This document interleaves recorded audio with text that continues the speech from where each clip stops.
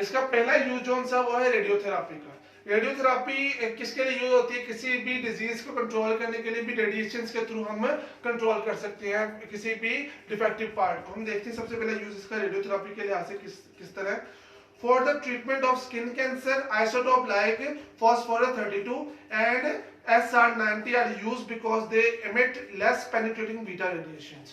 वो कहता है जी रेडियोथेरापी के अंदर हम कुछ आइसोटॉप्स को यूज करते हैं, जैसे उन्होंने बताया P32, phosphorus 32 एंड SR90। ये दो ऐसे आइसोटॉप है एलिमेंट के जो कि जिसके अंदर से बहुत लो रेडिएशन खारिज होती है और वो हम ट्रीट करने के लिए यूज करते हैं किसको? कैंसर को। अब कैंसर क्या होता है? कैंसर के अंदर भी यही होता है ना कि एक जगह पे सेल बहुत ज्यादा इकट्ठे हो जाते हैं। अब उन सेल को तोड़ने के लिए हम आइसोटॉप्स को यूज करते हैं।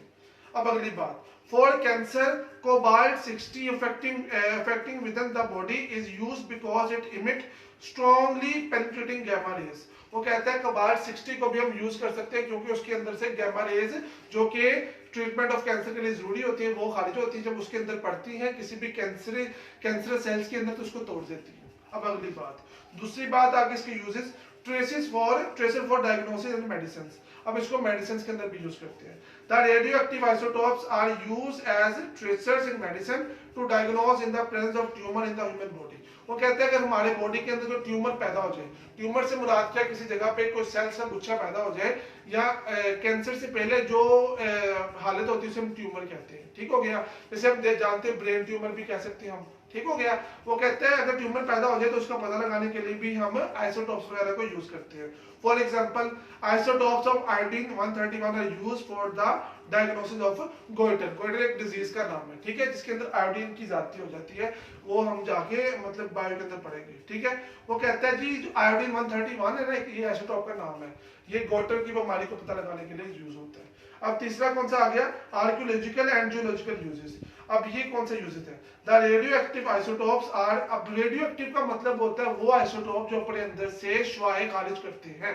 वो आइसोटोप जो अपने अंदर से शुआएं खारिज करे या रेडिएशंस को एमिट करे तो उसको हम कहते हैं radioactive isotopes. The radioactive isotopes are used to estimate the age of fossil like dead plants and animal and stones। अब फॉसिल क्या होता है? ये आपने बायो के अंदर पढ़ा हुआ है। फॉसिल से मुराद होता है जो गले सरे जानदार या मुर्दा जानदार होते हैं जो जमीन के नीचे पाए जाते हैं, उनको हम फॉसिल कहते हैं।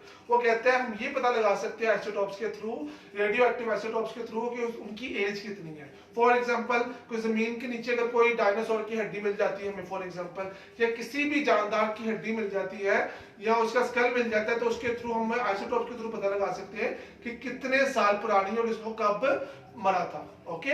उसके अलावा प्लांट्स के हवाले से भी हम पता लगा सकते हैं।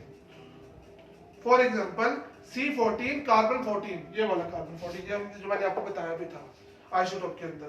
Carbon 14 used to label carbon dioxide as carbon dioxide is used by plant for photosynthesis to form glucose. वो कहता है जो C14 है ना वो कार्बन डाइऑक्साइड को बनाने के लिए इस्तेमाल होती है और आप जानते हैं कार्बन डाइऑक्साइड फोटोसिंथेसिस के अंदर इस्तेमाल होती है। ये एक ऐसा प्रोसेस है जिसके थ्रू प्लांट्स अपनी खुराक तैयार करते हैं। अब लास्ट आ गया एप्लीकेशन इन पावर जनरेशन। अब पावर जनरेटर का मतलब क्या होता है वो देखते हैं। बिजली वगैरह को बनाने के लिए भी इस्तेमाल हो सकते हैं। Radioactive isotopes are used to generate electricity by carrying out control nuclear fission reaction in nuclear reactant। वो कहता है जी जो रेडियोएक्टिव आइसोटोप्स है वो हम उससे हम क्या बना सकते हैं? इलेक्ट्रिसिटी को पैदा कर सकते हैं। वो कैसे? For example when uranium 235 is bombarded with slow moving neutron, the uranium nucleus broke down to form barium and krypton and 3 neutron। वो कहता है जब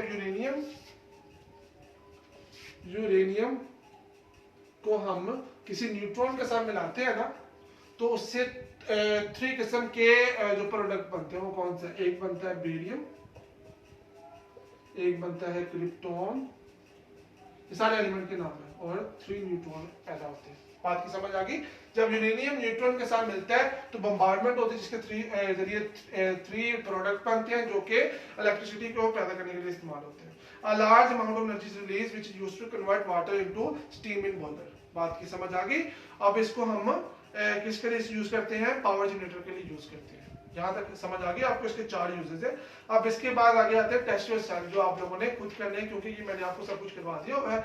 आज आप लोगों ने इस चैप्टर को कंप्लीट कर लेना, कल इंशाल्लाह चैप्टर नंबर 3 स्टार्ट करेंगे। ओके जी, अल्लाह हाफिज।